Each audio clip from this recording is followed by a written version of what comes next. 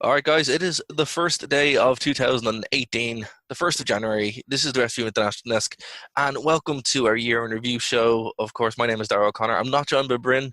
I am, however, joined by Rest Review's editor-in-chief, Mr. Adam Martin. How are you, sir?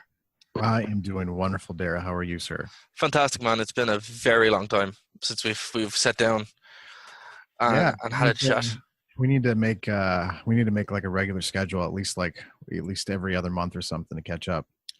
Yes, although to be fair, what people may not know is we did plan this for Survivor Series, but it just didn't happen Yeah, between the states and all that kind of stuff. But yeah, I think it worked out. Here. yeah, it worked out good. Yeah, my schedule is just absolutely like I've somehow become more busy in the last 6 months than I intended to, and I was telling you before we started doing the show that I need to start saying no to more people, but I get that like satisfaction of somebody coming to me like, "Hey, could you help me with this?" And then I feel really good inside. I'm like, "Yeah, I could totally help you with that." And then I realize, wow, I really just should have politely declined. But I'm going to work on that in the new year. That'll be my New Year's resolution is to say no to more things. Learn to say no. Yeah, Yeah. it's when your to-do list becomes bigger than your time, and you can't do it. It's just like, yeah, that's not gonna It's happen. too much. Yeah, I got to relax. I got to start relaxing. Yeah, for sure, for sure. It's I know in the new year, it's funny. Everybody kind of makes things. Oh, I'm gonna go to the gym or with that. No one's ever like does anything practical. It's like you're not It's gonna go. always a physical thing. Yeah, like, oh, I'm going to work out more often. I'm like, I just want to start relaxing because it's just been too. I mean, it's good to be busy, but at the same time, you get to a point where you're just like, wow, I just don't want to talk to anybody. I want everybody to leave me alone, and then you want to just kind of settle in and watch something on Netflix or something and relax. Well, you burn yourself out. That's the truth of it. And I think yourself and myself have both experienced burnout Mm-hmm. to a severe extent, and particularly with wrestling, it's very easy to do. Like only now, since we started doing the desk again, that I'm actually like, oh yeah, wrestling's fun. You're just gonna sit back and you're not so heavily involved with it. I think that's what you need when you have the separation. It's It's fun. it's It's good. fun when you don't overwhelm yourself with it, I think is the key.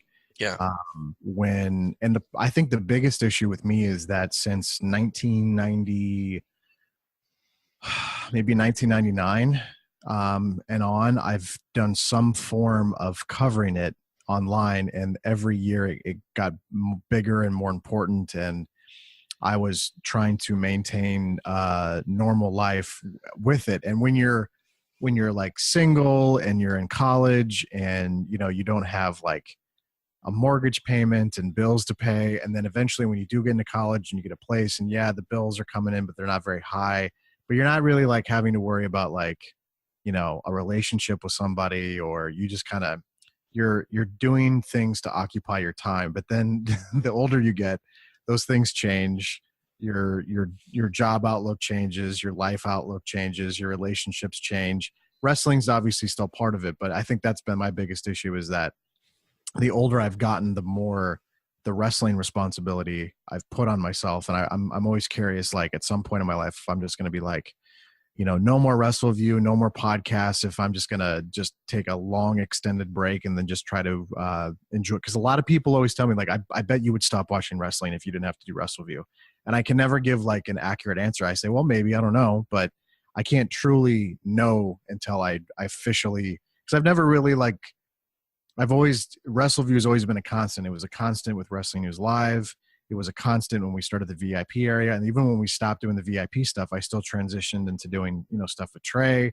And then the Trey stuff bled into, bringing it back on WrestleView, but not in a paid form. So it's been an interesting trajectory for me. And it's funny to watch people that I used to work with on WrestleView that have just completely abandoned wrestling. Like I'll talk to them here and there, but they're just done with it. So, well, some people just completely walk away from it. I mean, you took a nice break, which I'm sure was nice for your brain to kind of, recharge the batteries a little bit. Oh yeah, no, I had to take a bit of a break. It's just when you don't enjoy the product at all, and I got to the point where I was doing the show with Gary, and it was a lot of fun, and it was just kind of excuse to hang out and stuff like that. Then did the show with Bryn, and it's still a lot of fun to do the show with Bryn. But I was noticing myself, we were missing deadlines, we were missing stuff like that, and it was pretty much because we just neither one of us had time to do the show. Neither one of us had the time to watch the amount of wrestling, and neither one of us were enjoying the product. So taking a bit of the break recycling everything, going back and Yeah. actually been able to become a wrestling fan again, like as a fan was good. And also again at the same time, like I've been doing this since 2007, so Hmm. 10 years, nearly 11 years.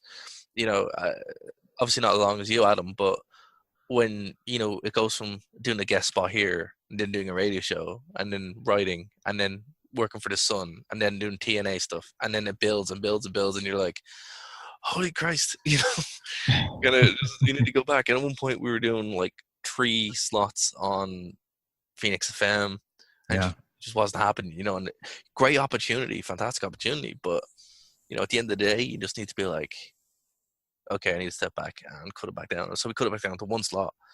But in that time, we were able to relaunch the website. We were able to relaunch stuff on YouTube, and it was interesting because at the same time, a lot of things happened with TNA, where it pretty much collapsed in on itself.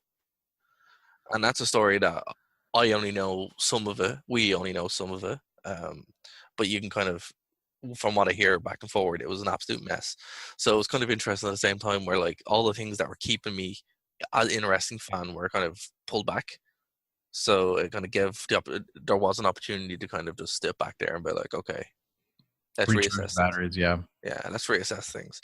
Because yeah, again, I am going to always be somewhat loyal to Impact Wrestling or TNA, but I just mean anybody else is. I don't think anybody's watching the show, but Nobody's watching. That's no, I mean, they know it too, man. They're very aware of it, but they also will.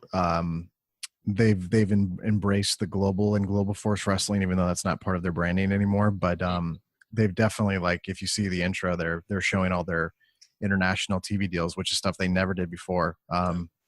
So they focus in on like Sony 6 in India and their UK outlets, and they have they've done good with international distribution, but when it comes to penetration in North America, I mean, it's just nothing. Like nobody's watching. Like an offshoot episode of NXT for the first time on USA, like triple, double. I mean, I quadrupled their audience. Like, and Pop TV is in a lot of homes, but I mean, it's just like, man, it's just not a good out. And I don't know if that's a indication of where, like WWE's popularity in terms of television ratings has nosedived in the last couple of years too. So I mean, if that company's struggling, I mean, that's why a lot of companies and a lot of outlets just told Jeff Jarrett, no thanks, when he taped all that footage. And so Impact is they're at where they're at, and I don't know if there's a potential for growth there with CBS owning that channel, but I don't know. I don't know if that's if television's the answer anymore, if they need to bring that show online and test or just put it with another service that so many people get, like Netflix or Hulu or something, and I don't know what the answer is, but it's clearly not what they're doing right now. Is that's just not the answer.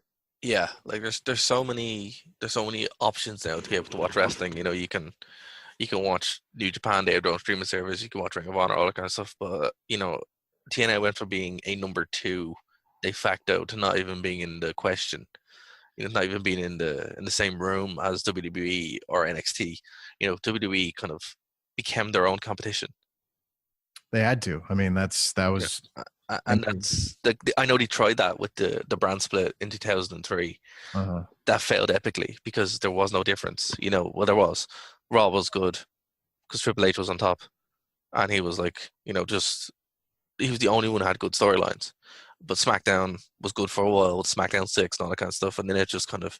And it's funny because at the time, more people off. were watching SmackDown because it was on broadcast television. So yeah, that's the strangest thing about that is Raw was the flagship show, but more people were watching SmackDown when Paul Heyman was booking the show. Yeah, so and it went off a cliff, But eventually, like it was grand for a while, and then the brand split didn't matter.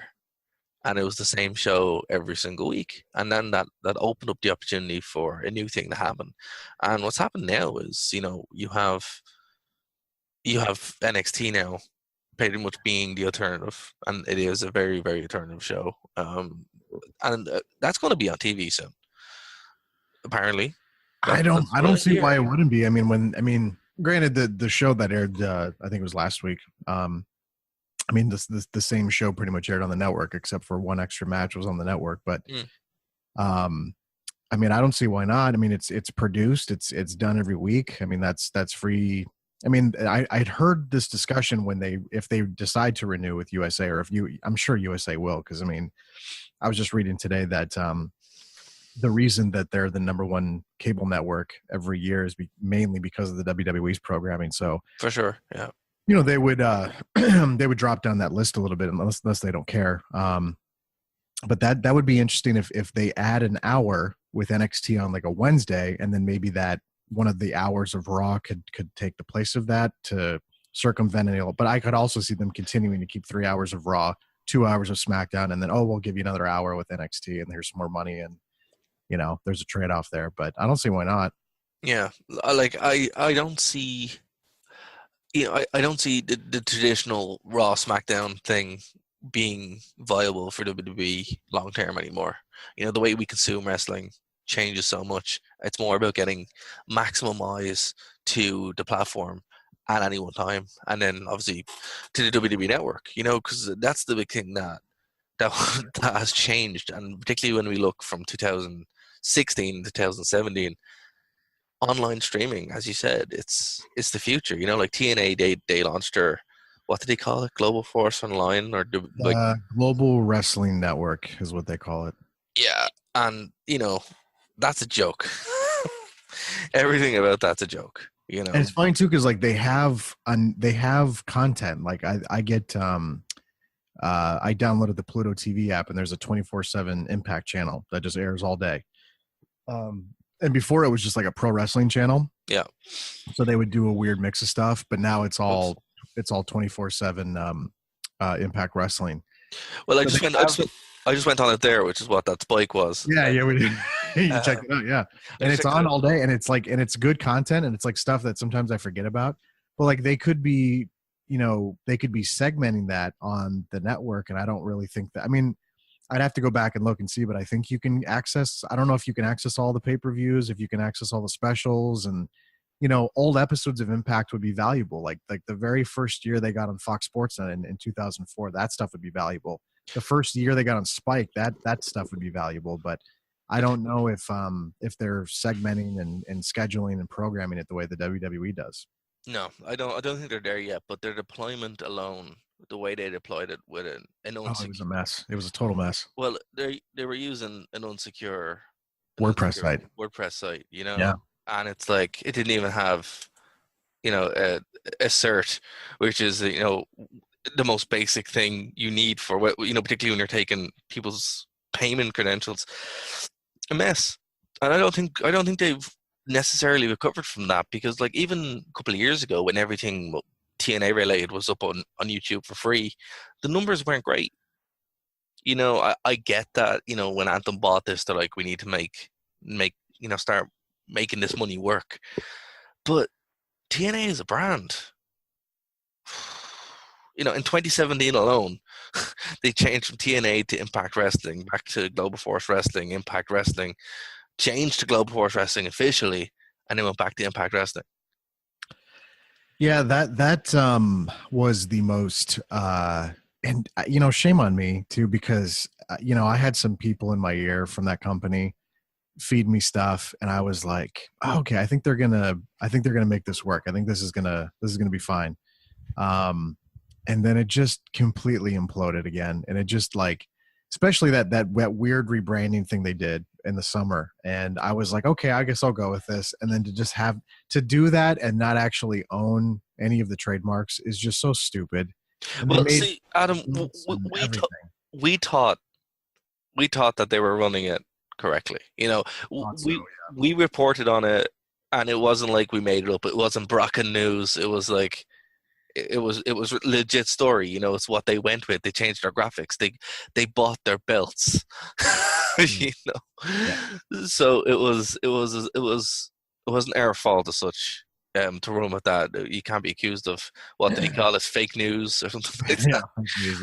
Yeah. It was more just, was like the company messed up completely, and then So I have to retract a statement I just made to you earlier. I'm on the Global Wrestling Network website as we're talking about this. Sure.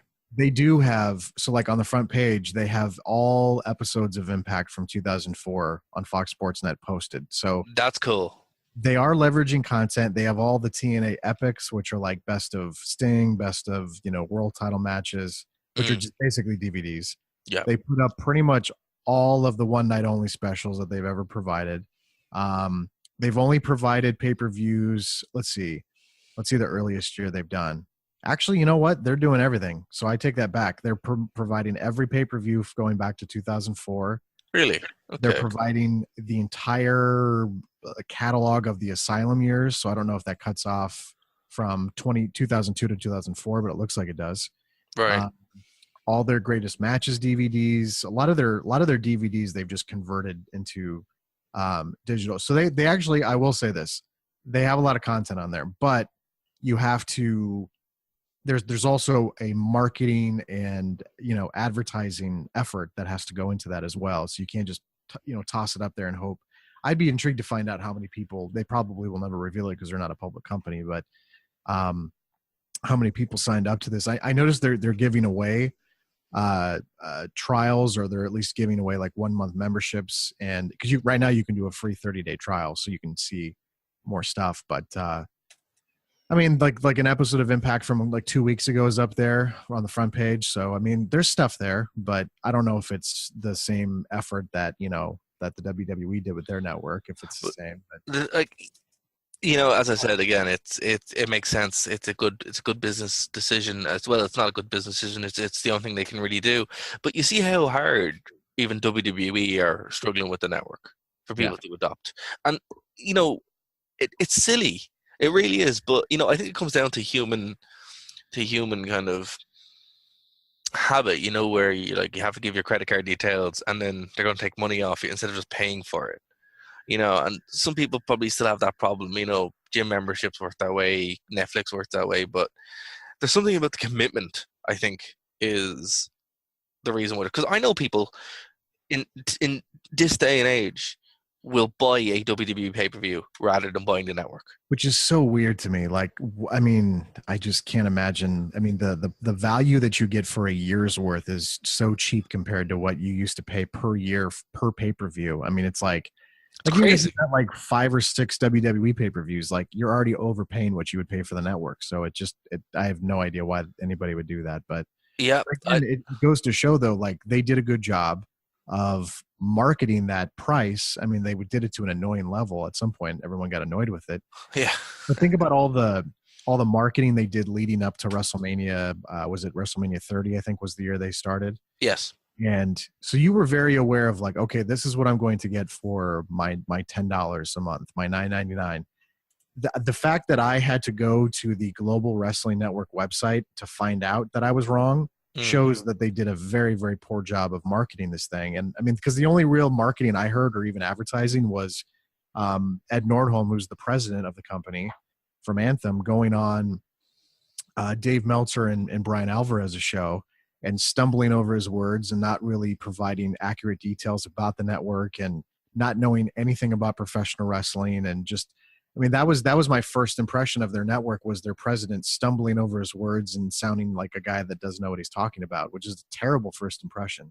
So that's on them too, a lot. I mean, apparently you can get this thing right away, and it's available in the Apple App Store and the Google Play Store. But it's like, can I put this on my Roku, because I'm a Roku guy? Can I put it on the right. Roku? I don't know. So it's just not very good. I mean, it's $7.99 a month for US. So I don't know.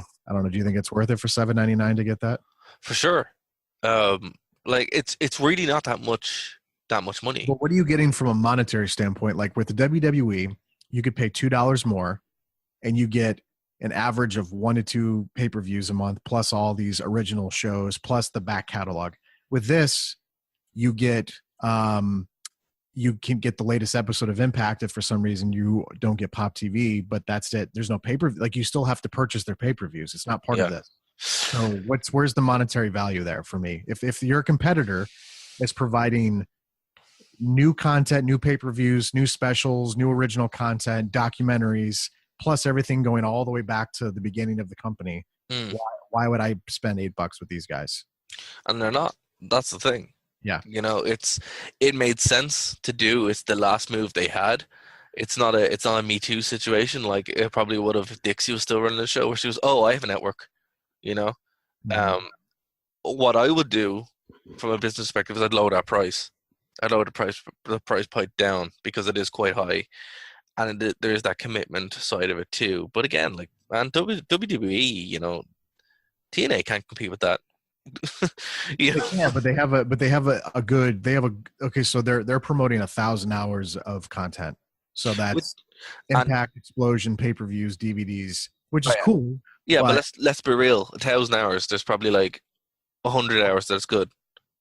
probably. Yeah. And and they're not doing anything where maybe they could segment out this stuff where they could say, hey, Darragh, we're going to put together the best of Impact in 2004 when they debuted on Fox Sports Net, and then like every 2 months we'll do some kind of best of, and we'll kind of narrow it down for you. Like there's a lot Yep. of content here, but we're gonna, and they could bring it. And again, this is just spitball and marketing and it's a lot of that stuff. But it's like, man, $7.99, and I get the amount of content they're providing, but and I know they're saying they're going to be providing, they're going to start reaching out to some other outlets and stuff, and but because there's a coming soon area on the website that I'm looking at, and what they're promoting is like a Fight Network documentary about Bret Hart, which you could probably get on YouTube right now if you really wanted to look it up. Yep.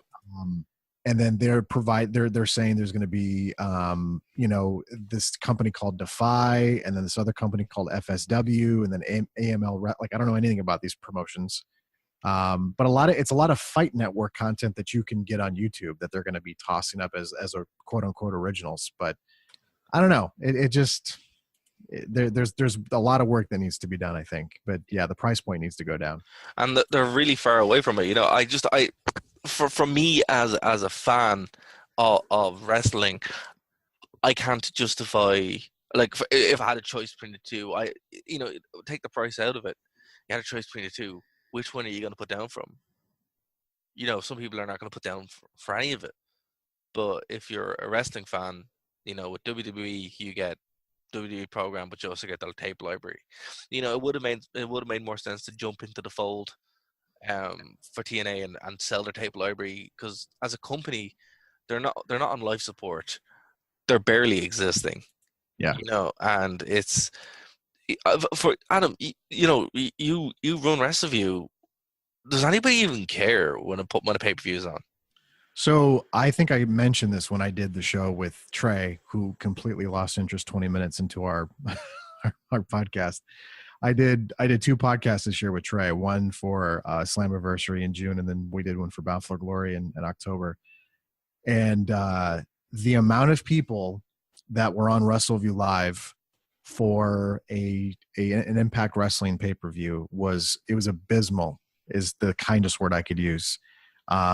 The overall interest in the Impact brand has never been lower in the history of WrestleView. Like I remember in the early days, I remember especially when 2004 was the first year they decided to do monthly pay-per-views. And Right. I remember having conversations with Paul where he was like, I don't know if we should be covering these live. And I was like, no, I think it's important because this is a competing promotion that may not be at the level of WWE, but they're providing a product for purchase on pay-per-view. And this was right before they got on Spike TV. So at that point I knew it's like pretty legitimate. Like you just got on the network that the WWE spent a couple years on. So it's pretty legitimate.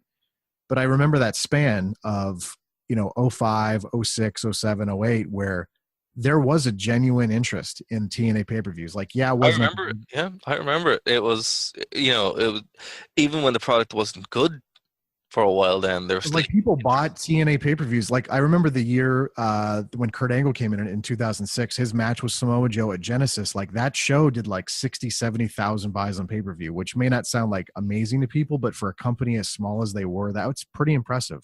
Mm, So they were starting to, the amount of money that Panda Energy put into them they were finally seeing some returns when they got on Spike. Like Spike was a big deal. And there were people were buying pay-per-views. They started doing house shows. People were buying tickets. And obviously the house show thing fell off, and they eventually, and Randy Ritchie's a great source for that. I had him on a podcast many years ago on WrestleView, where he used to be in charge of their scheduling and their live event scheduling. And he was literally telling them, how much money they were bleeding by doing pay-per-views on the road and all this stuff. But that stuff eventually fell apart on them. But for a brief moment, for like, I would say peak TNA is without question 2006. Yeah. Without question. Like you saw a real uptick in the latter part of 04. And then to me, peak TNA is Kurt Angle 2006, October, November. And then it just kind of starts to wean away as the years go through. But that was a special time for them. But yeah, it just totally, it went off a cliff, unfortunately. It went off. And again, I will. I mentioned this to you before we went on the air. OSW Review have done a 4.5-minute review of TNA as a company, and when That's right. And I've said that TNA is like WCW in like fast forward, and when you see it literally, in that short space of time, you see where they came from, how they came from, and where they ended up. And it's kind of hard to believe that despite everything, they're still around and they're still hanging on. But people don't care. No, It's they just, and the thing about it is, no matter what they do, they could literally do anything, and they're just not an entity anymore. They're just no. And it's funny too, because like when they were trying to do this this rebrand, and I know we've talked about it many times before, but earlier this year in like March. Yeah. And that's why it's important to talk about it, because this year was their last big. It was, man. Like I don't see like, and even when it was happening, I think I was trying to be casually optimistic about it. Even with you, I was like, well, they might. And I think as I was listening to the people that were, I was talking to the people on a weekly basis that were in the trenches. Yes. And you could hear the like excitement in their voice. They're like, yeah, like this, like as soon as Dixie Carter was just not involved anymore, people were like, yeah, like she's out. Like this is this. So I was like, okay, not the fact that she's not there. Maybe it really is going to be a push for some. And then and then having Jeff back, and then it just fell apart fast, like real fast. Like that was there was maybe March, April, May. I think again, peak was June with Slammiversary, and then it just right after Slammiversary, it just completely fell apart.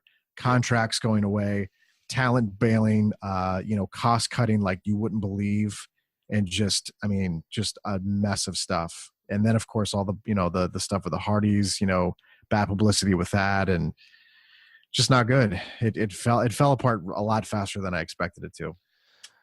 And I'm not going to sit here and say where did it go from here, because to be honest, it doesn't matter.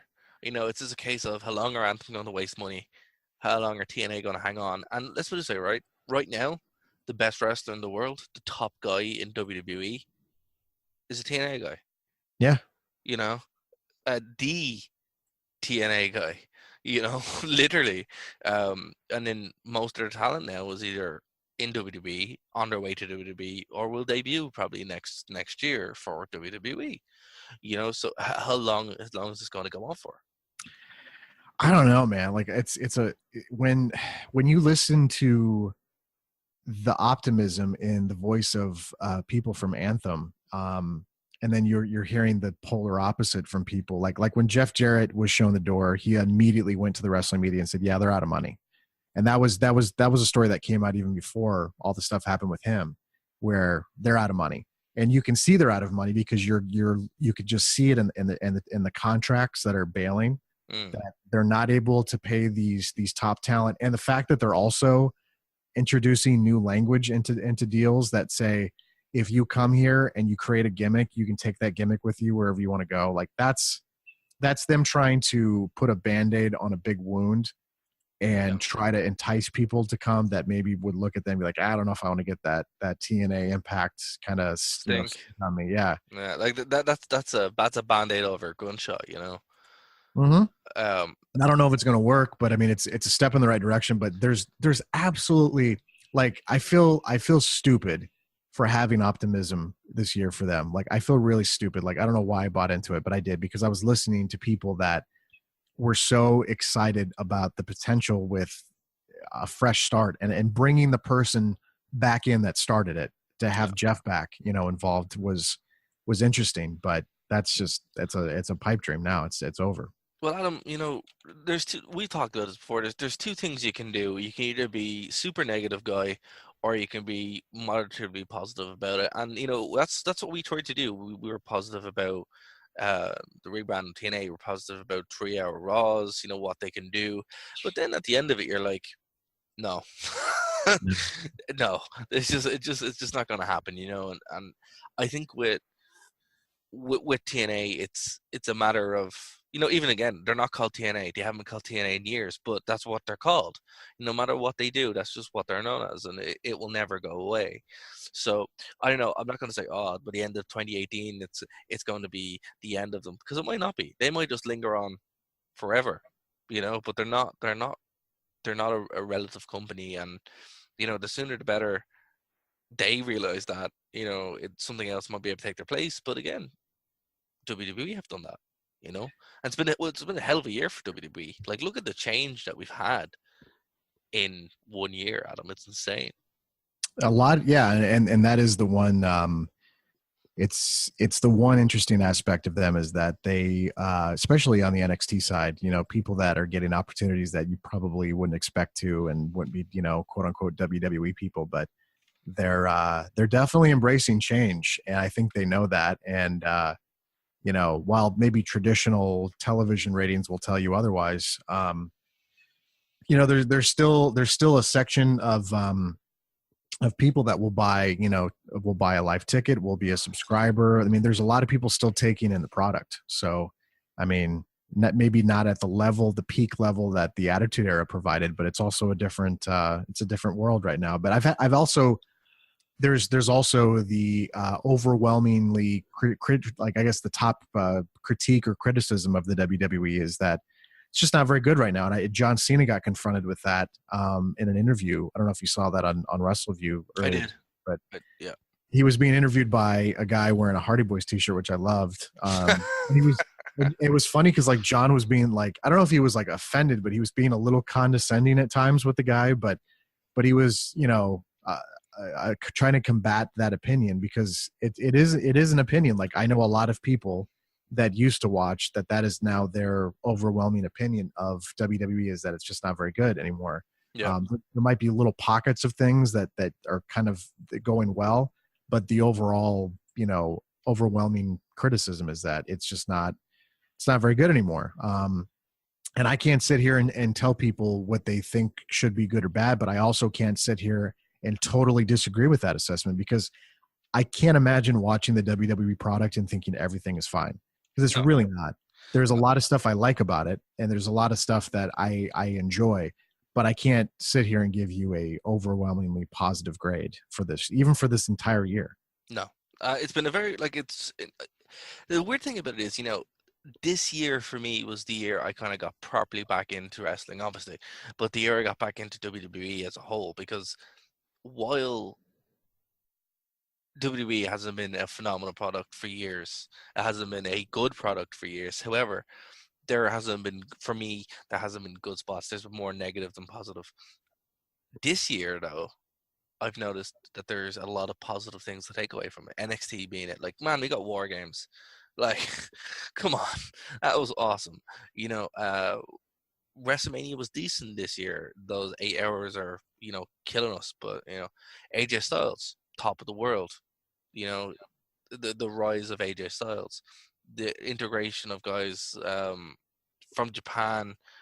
It's become a really vibrant show. It feels alive, particularly on the SmackDown side of things. And for a while, WWE didn't feel like that, and it was kind of, I think it got categorized as, oh, Cena hate or whatever. And it's not that as such. It's more what that represented, where it was the status quo kind of things, where, okay, we have the white meat babyface, and that's it. There's no variety. And I think WWE now has variety, but they're still, peeing it away sometimes by not taking advantage of it. And the show doesn't really like focus on one. Like the show used to revolve around character, like Yeah, one main, and it doesn't. That's not the case anymore. I think that's also the other thing. They're still struggling to figure out like who's our person. Like I know to exactly. them it's Roman Reigns, but the fans are still like, like you Yeah, get. I mean, he gets a negative reaction, and I think the fans have accepted him as like a top talent, but I don't think they've accepted him as like, okay, let's put all of our focus on this dude. Like he's the dude. Like he's the next John Cena, or the next Stone Cold or Rock, or Daniel Bryan had an opportunity, but unfortunately we didn't get to see it play out. So yeah. I thought he had a real genuine opportunity. But see, again, like the whole thing is who's the next top guy. So while we're looking for the next top guy might actually be there the whole time, but Yeah, they're not. very They're not. possible. Like I thought, like the only character that we have, they're being derided. That awful, awful gimmick during the year where Finn was going against Bray Wyatt as Oh, Sister terrible, Abigail, and it was like, terrible. what is going on here? I This, was. I'm never happy when like someone like gets hurt or sick, but like what impeccable timing for Bray Wyatt to get the mumps or whatever he had. yeah, like Um, that would have been him finished. Like, there's no I, coming back from yeah, that. and You know? like I know there's an aspect to the WWE presentation that's going to be campy and ridiculous, and I cite the Bludgeon Brothers as the perfect example. Yeah, Um, it's true. but that's also to me become very tongue in cheek.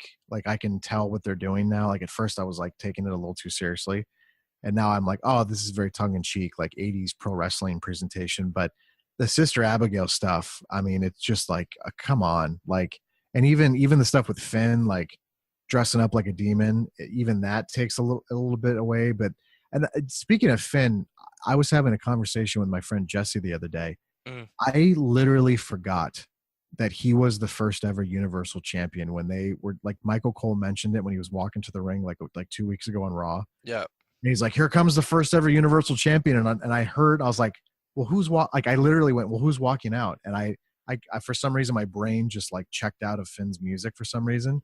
I was like, "Oh yeah, he was the first ever Universal Champion." Like yeah. He got injured right after. Remember? the same night, yeah, the Yeah, night he won it, he got injured, yeah, and I literally forgot about that, which to me is a wonderful example of kind of the trajectory path that a lot of these characters take, and then they just have to pivot because of injury, or they just change their mind, or whatever the case might be. But it's like that's scary. And that yeah. wasn't very long ago. That was what, like 2 years ago, maybe. Dude, And they have to commit, and they're not committing. They're no. some people are saying, oh, well, they're committing with Roman Reigns or whatever. It's like, yeah, that's one guy. You don't. Well, if they did really go hard and commit with gender on SmackDown, and if you're going to do it anywhere, you do that on SmackDown, because they've done that before with JBL, True. where they I just kind of toss somebody up there and they say, let's just see how this goes, But and again, it's one guy, like the way to do this is like I actually like the Bludgeon Brothers. They're kind of fun, and they're fun live as well. Actually, I this year was my first house show in years, um, and I really enjoyed it. I hate going to house shows for the week because it's just why the do you hate them worst. so much? Why you gotta explain why? Oh man, like Alicia Fox coming out and rolling around in the ring, and you're like, this is terrible. I love Kane. Alicia Fox. How dare you? No, this is when she was bad, dude. This is the Oh, okay. this is This isn't like Noam Dar, Alicia Fox, and no, no, no, no. This is like yeah. 2011 Alicia Fox. I got, by the way, I'm not sorry to derail you, but I literally got stuck on this YouTube video that someone uploaded of Noam Dar saying her name, and they just keep repeating it for 10 hours straight. It's the most ridiculous thing I've ever watched, and I love it with all my heart. Like if I could recommend any video about wrestling on YouTube, type in Noam Dar says Alicia Fox, and they have like a 10-hour loop of him. He says her name so lovely that I just could watch that all day long. But anyway, sorry. No, it's okay. A It's wonderful video.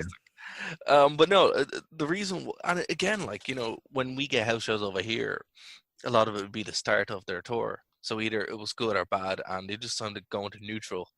and it was just boring. You know, nothing happened. Well, they were doing the token Irish stuff for you guys for a couple of years there, where they were like, "Hey, Darragh, here's Seamus. He's Irish." And then you're like, "Yeah, I know." And then like they would have like Finn, like, "Hey, there's Finn. He's Irish too." And you're like, "Yeah, okay, I know. We're aware of it." Like you can't just like do token Irish guy in Ireland, you know? Oh no, like, you know, and even that was fine, but that would be the best part. Yeah. Then the rest of it just be like, okay, we're gonna have, you know, random match here, you know, or tag team matches, or just stuff that would be a toilet break now, you know. But when you're watching television. But the difference now, when I went, it felt like a show. It felt like they had put the effort in, you know. And the sad thing about it was it wasn't sold out. I got cheap seats, and I was upgraded to basically ringside, which was insane. Because I'm like, if I had paid €70 for this, I would have gone absolutely mental. Well, Be- isn't that the other thing that's also troubling about them is how expensive like house show tickets are? Like I don't Yeah, like I know they offer like the VIP experience where you can go take a photo with Charlotte and you can, you know, be one of 500 people with the same kind of photo, but it's like I don't know, like that just seems a little like I get it. I guess I kind of understand it for like television and pay-per-view when they're really high, but like for a house show like 100 $200 for ringside, it's like really? Like yeah, no way, no way. Like I was ringside. I've been ringside for TNA a lot, but I was ringside for WWE once, and I got tickets. I got two tickets for €50 in 2009, and that was the year that CM Punk was against Chris Jericho, and that was like that's the best match I've ever seen live. It was phenomenal. it's Um, the first because I didn't think they were very good together in the ring, so I'm no, surprised. no, this was before their feud. This was like when Punk still had the long hair, and um, he wasn't the world champion. Oh, okay. So So this, this is pre Summer of Punk then. yeah, oh god, no, that's where Punk thing You was said terrible. 2000. Oh yeah, I guess you're right. 2009 would have been because Yeah, 2012 was about the era of the Summer of Punk. yeah, this is when he still had the Kill Switch Engage music. Was this the also the same time when he had his little quasi religious group on N- SmackDown where he No, no, no. This is when he'd won Straight the. Edge Society? Yeah, that's what it was. This is when he won the Money in the Bank. Okay, okay. So this was before his world title run. No, it was like this was when he was on Raw. I loved the Straight Edge. I loved Jesus Christ CM Punk with the Jesus Christ beard and long That hair. that was great. You know, Oh, so great. but there's another gimmick that they just let die instead of running with it fully. You I know. know it was so easy too, because like I remember going to a house show and he headlined against like Kane or something, and he knew where he was because he's from the Midwest, so he knows there's a lot of religious people, and he just like cut this like 15-minute promo about how everyone's religion was garbage and that they needed to raise their hand and put their trust in him, and he was their Jesus Christ, and he goes, you can be awakened right now, and he was like he got like one person at ringside to do it, and he was just like he's like all right, he's like now before King gets out of here, we're gonna go to the back and we're gonna get some bread and we're gonna cut it up into pieces and you can come and accept the body of it was so ridiculous and like Oh I could man. see all the like super conservative religious people around me getting so mad, but I was like wow, this is really effective. But then it just yeah, you're right, they just kind of went I guess we're done with this. So But no, that was, yeah, that gimmick is great. It makes me sad to wonderful. see what they just, you know, because even when he became the top guy, it was still very boring because he was just being, oh, you know, I'm just a cool dude instead of having a character, and that's the That problem. felt, that's another thing that I was so surprised at how quick that train fell off the tracks. Like everyone was so pumped in like June, July, like the execution in Chicago was flawless. And then when he just like walked out on Raw one night, there was excitement, and then it just was, yeah, I'm cool, and CM Punk, and it's no Kevin Nash, and it's just it was really bad. Like I know people were like wanted to convince themselves that he was like this like top guy all of a sudden, but like he just wasn't. It just he had his moment, but I don't but he didn't really prove himself to be like the top like echelon of guys. Like he had a moment, but it didn't last very long, and it just kind of that was very surprising to me to see how quickly that just phased away. Yeah, he was exposed super quick, you know, and Big time, big time. it was his problem, but it also was, you know, the way everything was handled. It was a mess, you know, and what people. still kind of pine for him to come back. And yeah, if he came back, it would be awesome because there is a space for him in WWE right now. And I don't think he's going to be fighting anytime soon. Well, he's supposedly been training the last couple months, and he was supposed to have met with Dana White about 2 or 3 weeks ago. Oh no. So, he's trying to get another fight. I don't know if Dana's going to go for it though, because when he had his last fight, Dana seemed to indicate that if he does fight again, it's not going to be for him. But he had a multi-fight agreement with Dana, so Yeah. I don't know if Dana's going to release him and let him go. Bellator would love to have Punk because now they just signed Jack Swagger, so they would love to have the former WWE guys fighting for them. But I don't know. We'll see. Probably, but all I can see for that is, he'll probably be bought out of his contract. It's possible. I'm surprised they agreed to a multi-fight deal without having seen him fight before. But Yes. he also really ticked up them pay-per-view buy rates though. So there That's is true. value in him, but I don't know, what that means necessarily for them. That's true. Like he has a name value and he has a performance side of him, but when it comes to fighting, no way. And I can Yeah. pretty much go on record and now and say it's doubtful 2018 will have a CM Punk fight in its future. Well, for UFC for sure.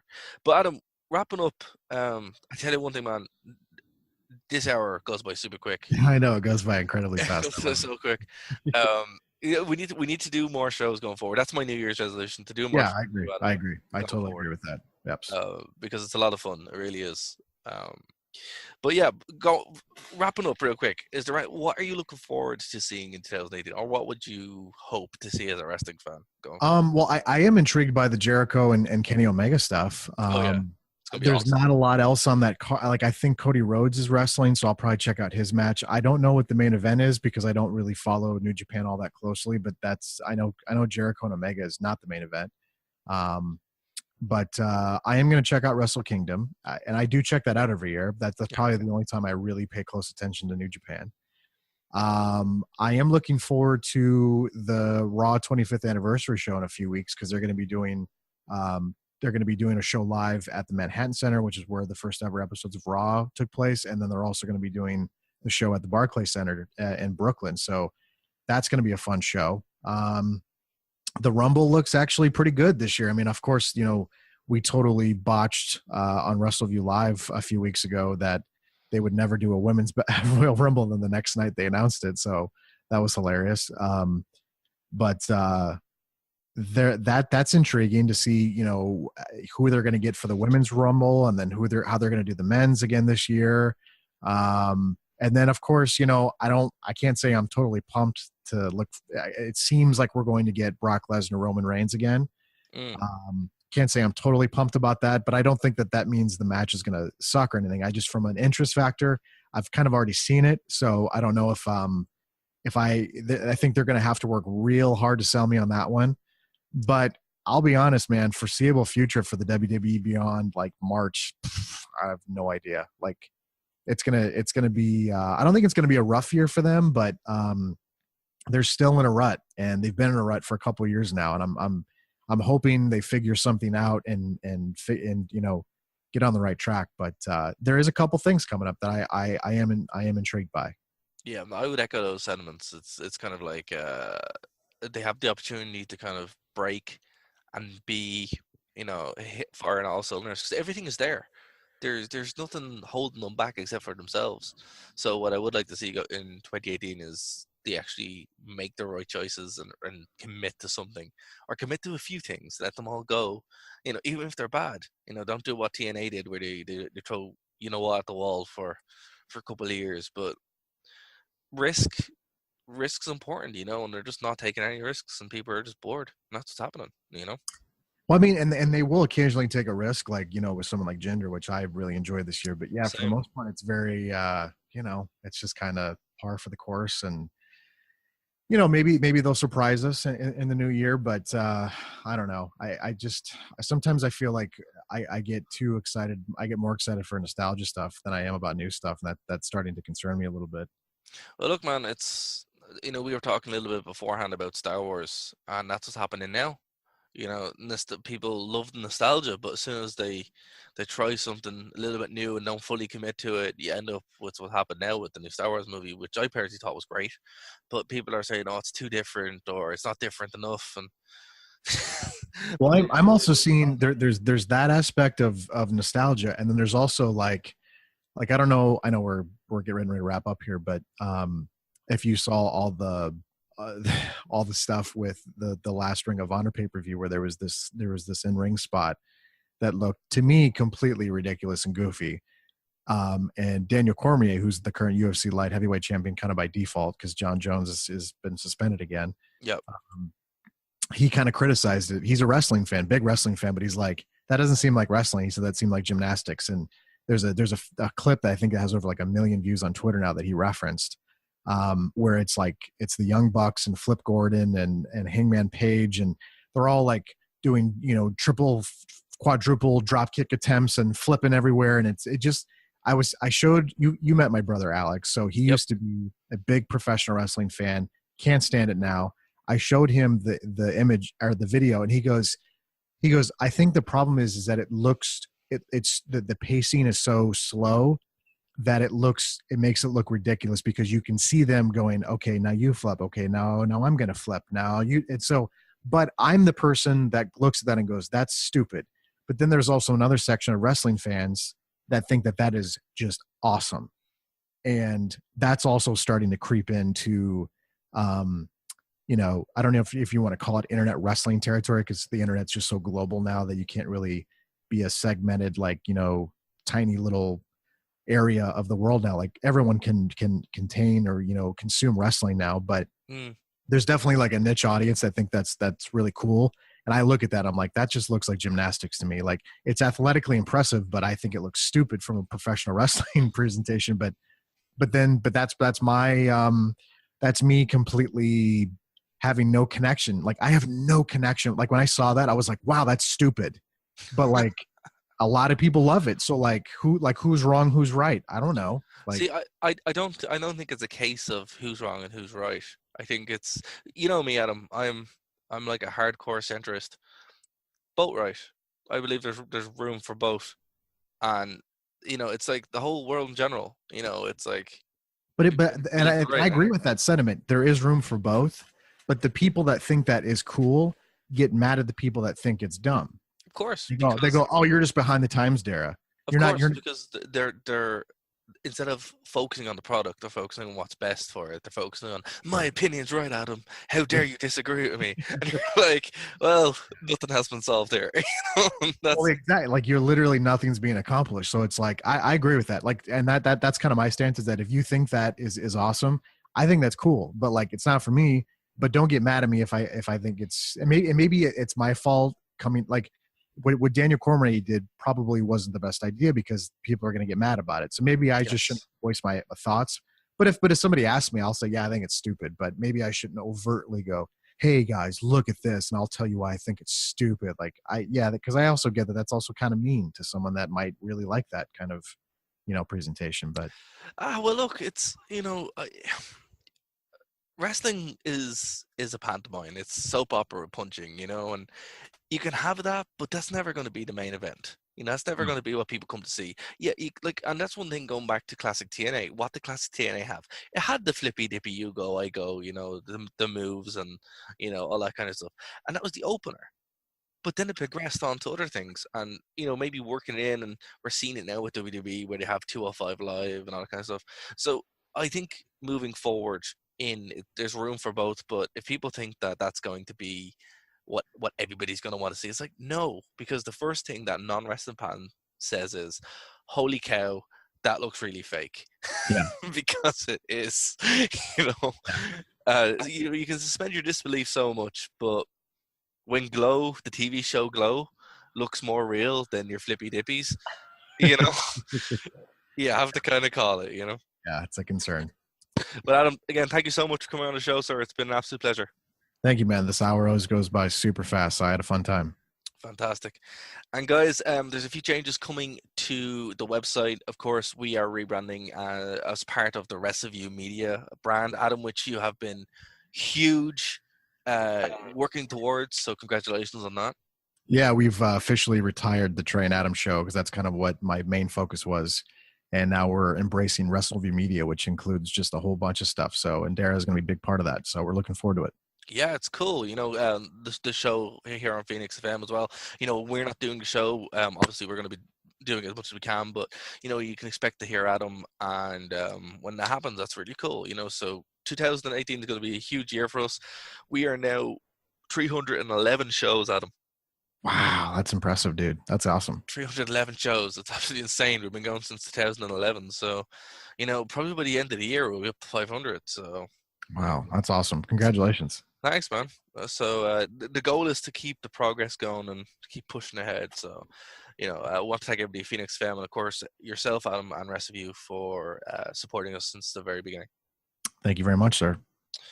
So, guys, again, go over to WViDesk.com, WrestleView 2016, and of course, WrestleView.com for everything wrestling related and show related. And again, this has been Phoenix Fam. We'll talk to you next week.